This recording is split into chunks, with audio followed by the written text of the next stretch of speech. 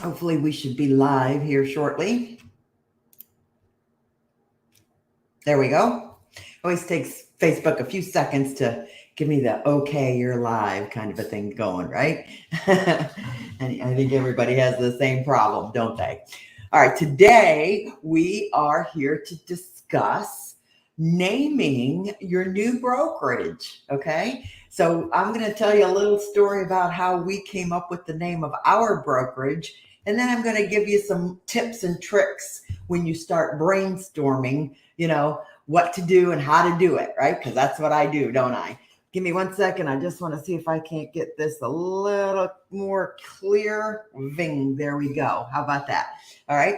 So if you're joining me today in the comments, let me know who you are and what you do and where you're from, all that good stuff, right? This is more fun when we interact, okay? All right. So if you're thinking about maybe this year branching off, maybe you've got your associate broker license and you're in a position where now you can actually open up a brokerage if you wanted to, or maybe you have already had your boutique brokerage up and running and maybe you just want to polish your brand a little bit, right? Today, we're going to talk about naming your brokerage. Hopefully, you've given this a lot of thought if you've already up and running with a boutique brokerage. But if you're about to make this decision, right, and move forward with this project of yours that you've been thinking about for a while now, and you're ready to set up your new brokerage, selecting the name of your business is absolutely the most important thing that you can do. And you don't want to rush this process. Okay. So we're going to talk a few minutes about a couple of different things that you want to take into consideration before you decide on the name of your business. Now, I want you to think long term. Okay. Before we get started with this brainstorming process, I want you to think long term and I want you to think big. Okay. All right. But the first thing, sorry, I heard somebody at my office door. All right. The first thing I want you to think about is who you serve. Okay. Even before you start thinking about setting up your business, you're going to want to determine who your ideal customer is, because that's going to really kind of, sway your decision-making process when it comes to maybe creating the vibe for your brand. Okay. If you're in a coastal market, you certainly don't want to be, having something that's referencing the Southwest, right? So you absolutely want to decide who you serve first and have that conversation with yourself. Okay. And then the next thing is you want to kind of figure out, are there any distinct aspects of your market that you can incorporate into your brand? Okay. Now, I'll tell you, my friend Lisa that I'm working with now, she's from Tennessee. So she specifically wanted to bring in some of the colors for the sports team for Tennessee, the state of and she's incorporated some of their local terrain. They have a lot of cypress trees, and she's went with a name that references a park or an area in their market that's very prominent. Okay. And let me tell you, it did not start out that way. It went completely opposite by the time she was done with the brainstorming process. So her vision when she started was nothing like what she was happy with when she ended the brainstorm. Okay. So now she's got a really cool brand that's going to resonate with her community, and it's going to be a legacy, right? It's going to be a legacy in her market. Okay. Another thing to take into consideration, any mascots to consider: dogs, cats, birds, Big Dog Realty. I was helping another one of my members in there. And you might have saw that in the breakthrough group where, she's a dog mom, and she likes to resonate and network with other dog mom right? Moms, and everybody loves dogs. I mean, I got a couple around here. I'm babysitting my daughter's dog this week, but I've got a huge 13-year-old English Mastiff, so everybody, trust me, if you want to get attention in marketing, just go ahead and market dogs, children, or toys, right? Sorry about that. Let me turn the volume down on that ring. All right. So, but you got to be careful because, we were having a little bit of a struggle. I'll be honest. We were having a little bit of struggle coming up with something that could resonate with real estate and incorporate dogs into the brand. So we've taken a little bit of a different direction and we're going to test market some things. All right. That's just what we do. Okay. All right. The next thing I want to talk about is do a brain dump and list at least 50 possible company names. Don't stop at number 49.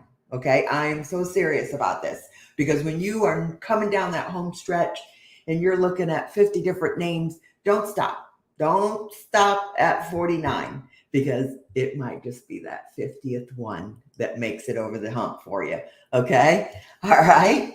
Now I'll tell you a little story when we were starting our business and starting to create our brand and stuff. And, one of the mistakes I think a lot of people or boutique owners will make is that they will have a tendency to want to use their name in the brokerage business. And I want to caution you from doing that unless you've got a really, kind of pliable name, like one of the members that I work with, Oaks Realty, so she does have a huge oak tree, but Oaks is her last name. So that works well, but think about it, 𝙤𝙤𝙢𝙪𝙧 Realty.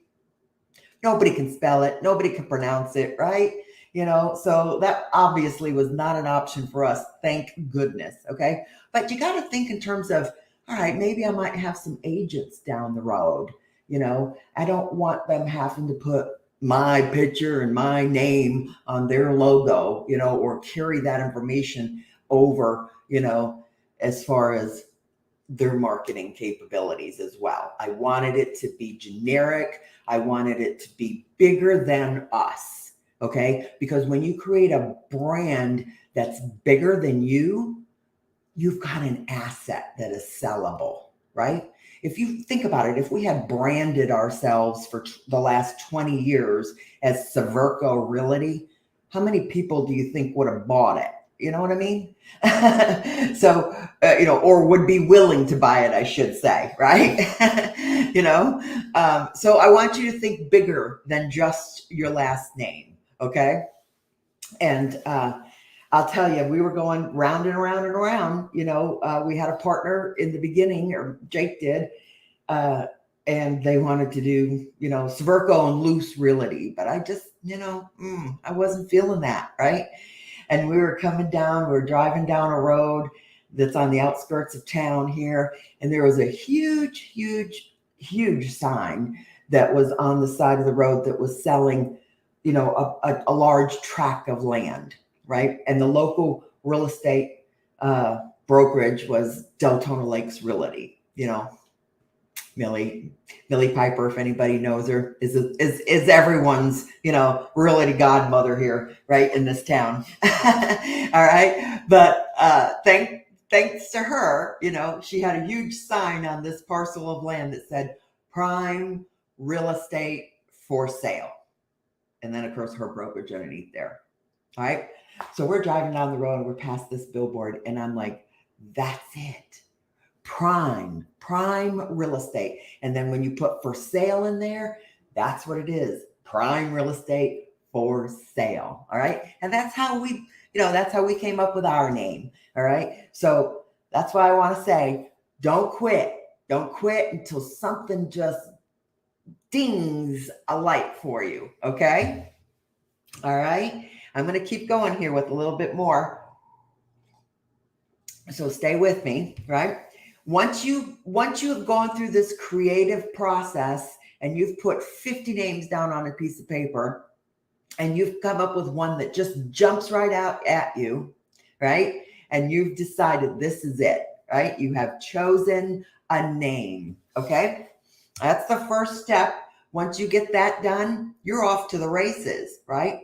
But before we get going, we want to make sure that we'll be able to secure that brand and that information. So don't jump off the ledge before you do a few other things first, right?